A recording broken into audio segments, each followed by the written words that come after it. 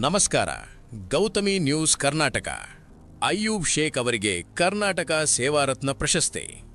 ಬಾಗಲಕೋಟೆ ಜಿಲ್ಲೆಯ ಬೀಳಗಿ ತಾಲೂಕಿನ ಗಲಗಲಿ ಗ್ರಾಮದಲ್ಲಿ ಜನಿಸಿದ ಯುವ ನಾಯಕ ಶ್ರೀ ಅಯ್ಯೂಬ್ ಶೇಖ್ ಇವರು ತಮ್ಮ ಚಿಕ್ಕ ವಯಸ್ಸಿನಲ್ಲಿ ವಿವಿಧ ಸಂಘಟನೆಯ ಕೆಲಸವನ್ನು ಮಾಡಿ ಕನ್ನಡ ನಾಡು ನುಡಿಯ ಸಂರಕ್ಷಣೆಯ ಜೊತೆಗೆ ಅದನ್ನು ಉಳಿಸಿ ಬೆಳೆಸುವಲ್ಲಿ ವಿಶೇಷವಾಗಿ ಒತ್ತು ನೀಡಿದ್ದಾರೆ.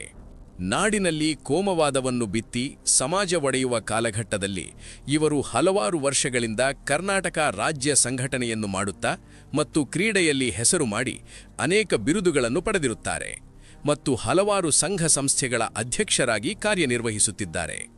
ಕರ್ನಾಟಕ ರಾಜ್ಯದ ಪರ ಹಲವಾರು ಹೋರಾಟ ಮಾಡುತ್ತಾ ಈ ನಾಡಿನ ಜಾತ್ಯತೀತ ಸೌಹಾರ್ದ ಪರಂಪರೆಯ ಗಟ್ಟಿನೆಲ, ದೇಶದ ಐಕ್ಯತೆ ಸೌಹಾರ್ದತೆಗಳಿಗೆ ಧಕ್ಕೆಯಾದಾಗೆಲ್ಲ ಅನ್ಯಾಯದ ವಿರುದ್ಧ ಮತ್ತು ನಾಡಿನ ಪರವಾಗಿ ಧ್ವನಿ ಎತ್ತಿದ್ದಾರೆ.